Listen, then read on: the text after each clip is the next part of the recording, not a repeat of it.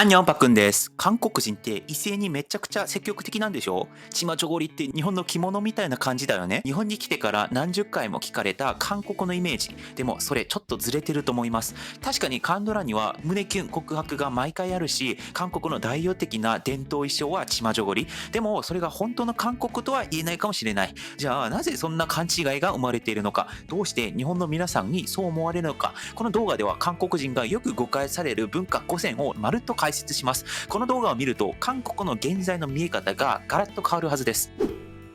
まず一つ目は、恋愛が積極的って本当なのかって話です。例えばこんなイメージを持っている方が多いかもしれません。例えば韓国ドラマではイケメン男優が目を鈍ませてお前が好きだとまっすぐ告白し、毎日10回以上の LINE とビデオ通話で愛を伝え合う、そんな超熱情的な恋愛が描かれています。でも実際の韓国の若者はどうかというと、そもそも恋愛しない人が爆走中なんですよ。未婚率、結婚件数、出産率がどんどん低くなっています。特に出産率は0.7ほどで世界最低レベルらしいですね。これは恋愛ができないのではなく、しない選択をする人たちが増えているという現実もあります。なぜこうなったのか、最大の理由は恋愛や結婚に求められる責任とコストが重すぎるからです。結婚には家と車が必要、出産後の教育費は青天井。こうしたプレッシャーが恋愛をロマンではなく業務に変えてしまった。そして日本ではカンドラの影響で韓国人イコール積極的という印象が根強い。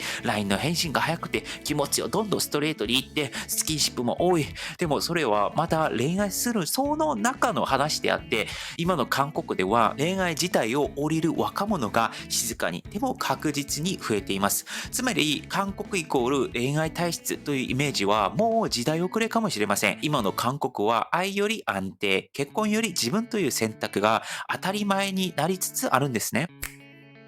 2つ目は、韓国の子供は勉強しかしてないかっていう話です。例えばこんなイメージをよく耳にします。韓国で子供たちは全員毎日10時間以上勉強してるんでしょ？スマホ禁止、遊び禁止、恋愛禁止で模試と塾に人生をかけてるんでしょ？韓国の教育番組やドキュメンタリーでは深夜の1時まで塾にいるとか勉強してる中高生が映し出されたりしますよね。まるで全員が受験戦士のように見えます。でも実際は全く違うと思うんですね。もちろんやる子は本当にやる。けれどやらない子はもちろんやってないんですね。ただやる人の割合が日本より少し高いだけであって、勉強に興味がない子は早くから他の道に進みます。例えば美容師を目指して高1から美容専門学校に進む子供、ストリートダンスで全国大会を目指す子供だったりとか、中卒で YouTube チャンネルを立ち上げて登録者数数万人いったりとかする高校生もいます。で、一方、なぜこの二極化が進んでいるかっていうところで言うと、それは韓国社会で、学歴だけが人生じゃない、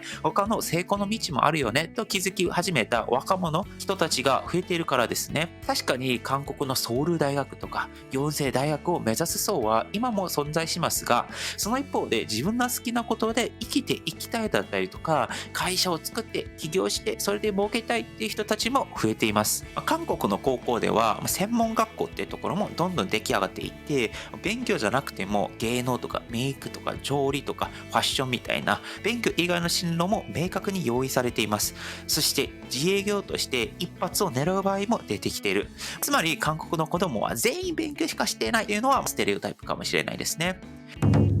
第3番目の話はですね、韓国人は意外とチマチョゴリを着ないっていう話です。例えばこんな風に聞かれたことがあります。韓国の人って日本の着物みたいに年に何回かチマチョゴリを着る機会があるのってことですね。というのも韓国の観光地でカラフルなチマチョゴリ姿が映るたびに日本の方からそう思われることがあるようですね。確かにピンクやミント色とか帯の止水とか布の透け感とか美しいですよね。でも実際の韓国ではチマチョゴリを着ている人はほぼいません。伝統を大事にする、家にチマチョゴリを持ってる、旧正月のように伝統行事の日がある、こういった条件が全部揃ったら年に1回2回着るか着ないかほどのレベルですね。ほとんどの家はチマチョゴリすら持っていないというのが現実です。僕も人生で1回ぐらいしか着たことないレベルですよね。もしくは最近だと伝統結婚式って言って昔の韓国スタイルでやる人は着るようなイメージですね。なので若い世代には観光地と教科書でしか見たことがないレベルぐらいです。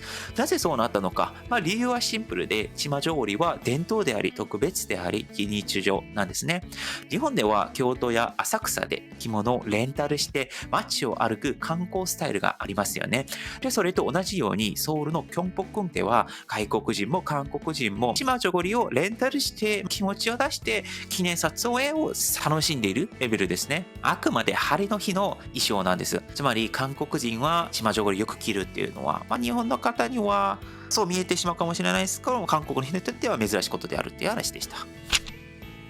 第4問目の話はですね、韓国人は北朝鮮に興味があるんじゃないのかっていう話ですね。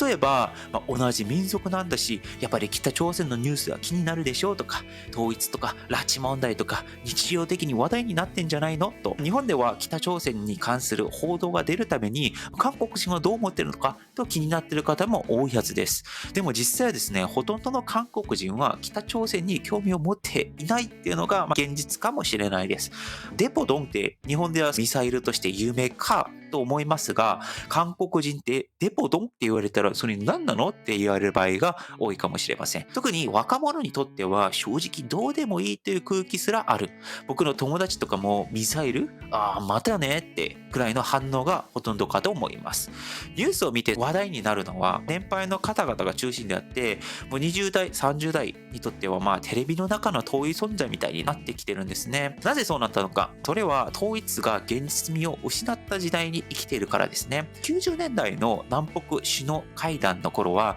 いつかは一つになるんじゃないかというムードもありました。でも今の韓国では統一のコストとか国民負担とか経済格差とか価値観の違い、それをリアルに想像する人が増えて、むしろ統一する必要ないんじゃないかっていうのが多数派ですね。韓国人は北朝鮮に関心があるっていうことはもう昔話かもしれません。今の韓国人はミサイルよりも物価が低くなってほしいなとか、核問題よりもネットフリックス面白いものないかなみたいな、もっと足元の生活に向いてきてるっていうのが現実としてありますね。そして最後、第5番目の話はですね、カントラのあの世界は現実にあるんじゃないかってよく誤解されるってことですね。例えば、韓国って財閥の御曹司が急に現れて、エレベーターで手を引っ張って告白したりするんじゃねえのとか、記憶喪失とか、交通事故で再会するとか、マジであんのみたいな。日本でも大人気の韓国ドラマとか見れると、そういった設定のものがあったりとかしますよね。その影響でちょっと韓国はなんかドラマチックな国なんじゃないかみたいなを持っている方が少ないながらいるかもしれません。でも、もちろん実際の韓国はそんな劇的ではないですね。確かにカフェで泣いてるカップルとか、深夜の電話越しに愛を語る恋人たちはいるかもしれないですけれども、でも現実でその財閥の人に出会える確率はもう雷に2回連続で打たれるぐらい低い。記憶喪失か事故で再会とか、そんな展開が起きるのは脚本の中ってことですね。というのも韓国ドラマって日常を持ったファンタジーとして愛されているから、どんどんそういったカンドラが出やすいっていうのはありますね。100万人に1人のような美男美女の男優さん女優さんたちが出てきて、道で出会っても急に恋が始まるだったりとか、それはもちろん韓国人にとってはもうないないみたいな感じですね。実際はもうカップルで YouTube 見てカカオトークでゆるくつながって、夜はチキンとビールで終わるような日常を生きています。現実の韓国はもう少し静かで笑って泣いて、普通に忙しい、日本人みたいなリアルな生活の国ですね。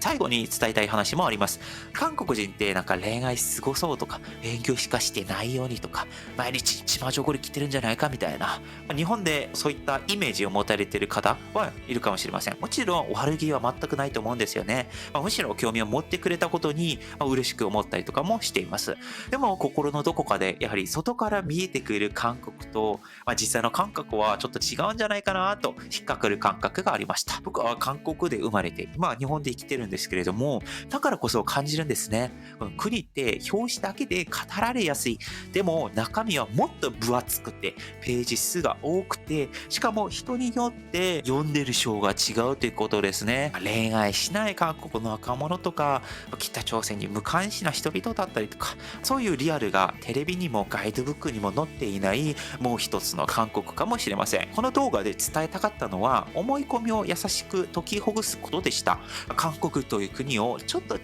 た角度で見てもらえたら僕は本当に嬉しいです。もし、へえ、そうなんだって思っていただけたら、ぜひチャンネル登録もよろしくお願いいたします。僕はあなたのもうちょっと知ってみたいを力にして、また次の物語をお届けします。今日も最後までありがとうございました。パクでした。アンニョーン。